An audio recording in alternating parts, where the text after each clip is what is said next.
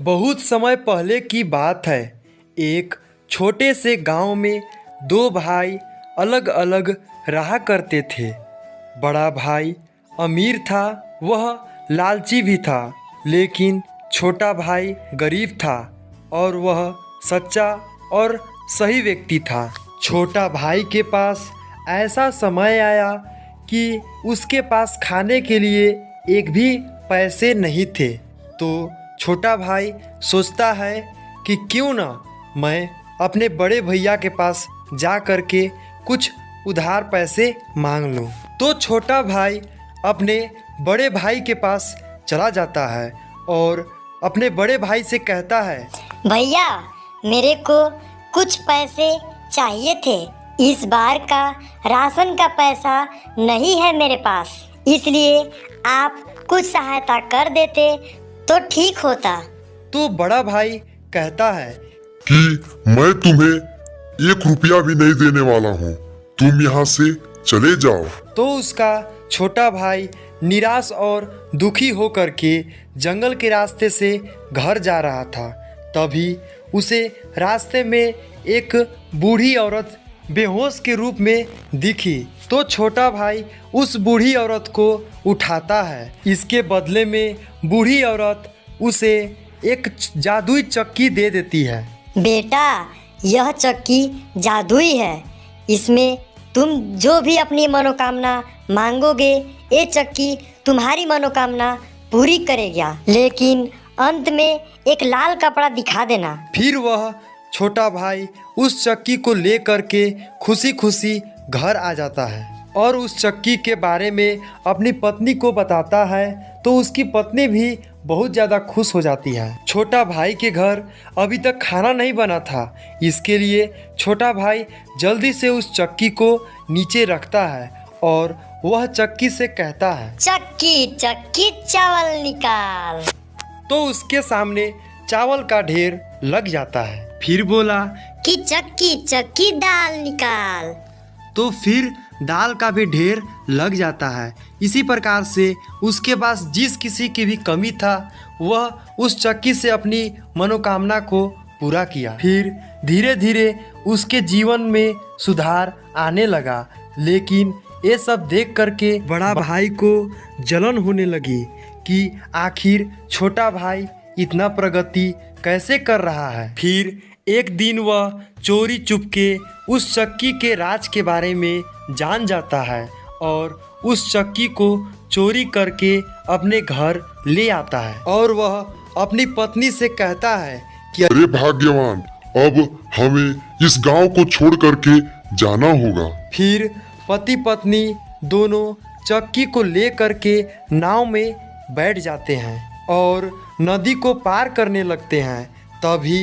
तभी उसकी पत्नी कहती है कि आप इस चक्की के बारे में कुछ करतब करके दिखाइए। तभी उसका पति उस चक्की को घुमा करके कहता है कि चक्की चक्की नमक निकाल। तो देखते ही देखते नमक उसके पूरे नाव में भर जाता है और नाव डूबने लगता है। तभी उसकी पत्नी घबराते हुए कहती है कि अब इसे रोक दीजिए। लेकिन उस बड़े भाई को तो उस चक्की को रोकने आता ही नहीं था और देखते ही देखते नाव डूब जाता है और दोनों लोग मर जाते हैं। इसीलिए दोस्तों कहा जाता है कि लालच बुरी बला है, लालच कभी नहीं करना चाहिए।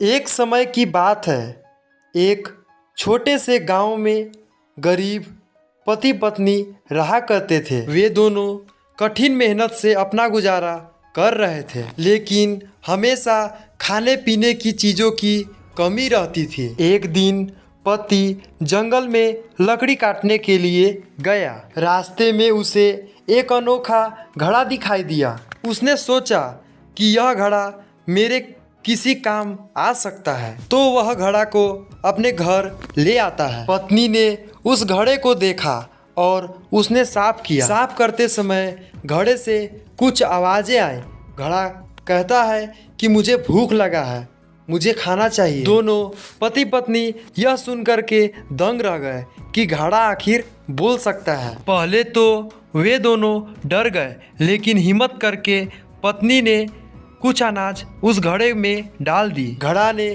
फिर से कहा कि मुझे और अनाज चाहिए, और उन लोग अनाज को फिर से डाल दिए। तभी घड़ा से उन्हें दुगना अनाज प्राप्त हुआ जो वे घड़े में डाले थे। अब पति पत्नी को यह विश्वास हो गया था कि घड़े में जो भी चीज़ डालेंगे उसका हमें घड़ा दुगना करके देगा। घड़े की सहायता से उनके घर खाने पीने की चीज़ें बढ़ने लगी और धीरे धीरे उनका जीवन सुधरने लगा। धीरे धीरे वे दोनों काफ़ी अमीर हो गए, लेकिन समय के साथ पति पत्नी में लालच बढ़ने लगी। तभी पति ने सोचा कि यदि घड़ा बोल सकता है तो हम और भी चीज़ें मांग सकते हैं। तभी उसने घड़े से सोने की मांग की। तभी घड़ा ने उससे कहा कि मैं तुम्हें सोना दे सकता हूँ, लेकिन याद रखना कि ज़्यादा लालच मत करना। यह कहकर घड़ा ने उन्हें सोना दे दिया। पति पत्नी में इतना लालच बढ़ गया कि वे दोनों रोजाना सोने, चांदी, हीरे की मांग करने लगे। एक दिन पति ने घड़े से बहुत ज़्यादा सोना की मांग की, लेकिन घड़ा यह सुनकर नाराज हो गया और घड़ा कहता है, मैंने तुम्हें पहले ही चेतावनी दी थी कि लालच ज़्यादा मत करना। तुमने अपनी सीमा पार कर दी है। इतना कहकर घड़ा गायब हो जाता है। घड़े के साथ साथ घड़ा ने जितना भी सोना चांदी दिया था घड़ा ने वापस ले लिया। इस प्रकार लालच के कारण पति पत्नी जो पहले की स्थिति में जी रहे थे फिर से उसी स्थिति में आ जाते हैं। इस प्रकार वे दोनों बहुत ही ज़्यादा दुखी हुए। वे दोनों समझ जाते हैं कि हमें जितना मिला है उसी में हमें संतुष्ट हो जाना चाहिए था। एक गांव में रमेश और गीता नाम के एक दंपति रहते थे। रमेश स्वभाव से बहुत लालची था। उसे हर चीज जल्दी और ज्यादा चाहिए होती थी, जबकि गीता ईमानदार और संतोषी स्वभाव की थी। गीता हमेशा रमेश को समझाती कि लालच छोड़कर मेहनत से कमाना ही सही रास्ता है, लेकिन रमेश उसकी बातों को अनसुना कर देता। एक दिन रमेश खेत से घर लौट रहा था। रास्ते में उसने एक सुंदर भैंस को लावारिस हालत में खड़ा देखा। रमेश ने सोचा, यह तो बड़ी अच्छी भैंस है, इसे मैं घर ले जाऊंगा। वह भैंस को अपने घर ले आया। गीता ने भैंस को देखकर कहा, रमेश, ये भैंस किसी की होगी, हमें इसे उसके मालिक को लौटाना चाहिए। रमेश ने गुस्से में जवाब दिया, तुम हर समय नैतिकता की बात क्यों करती हो? अब यह भैंस मेरी है, इसे घर पर रखेंगे। रमेश ने भैंस को चारा दिया। कुछ देर बाद जब भैंस ने गोबर किया तो रमेश और गीता हैरान रह गए। गोबर की जगह वहां सोने की चमचमाती गुठलियां थीं। रमेश खुशी से झूम उठा और बोला, देखा, मैंने सही किया, अब हम अमीर हो जाएंगे। धीरे धीरे हर दिन भैंस सोने का गोबर करने लगी। रमेश ने सोने को बाजार में बेचना शुरू कर दिया। उनके घर में धन दौलत बढ़ने लगी। गीता खुश थी, लेकिन वह रमेश के बढ़ते लालच को देखकर चिंतित थी। एक दिन रमेश ने कहा, गीता, अगर भैंस को ज्यादा चारा खिलाऊं तो यह और ज्यादा सोना देगी। सोचो, हम कितने अमीर हो जाएंगे। गीता ने चेतावनी दी, रमेश, लालच मत करो, भैंस को जरूरत से ज्यादा चारा खिलाना ठीक नहीं होगा। लेकिन रमेश ने गीता की बात नहीं मानी। उसने भैंस को बहुत सारा चारा एक साथ खिला दिया। भैंस को ज्यादा घास खाने से पेट में गड़बड़ी हो गई। वह बीमार पड़ गई और कुछ ही समय में मर गई। रमेश और गीता ने भैंस को खो दिया। रमेश ने निराश होकर कहा, गीता, मेरी लालच ने सब बर्बाद कर दिया।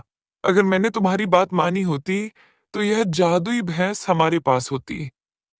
गीता ने सिर हिलाते हुए कहा, रमेश, यही होता है जब इंसान लालच करता है।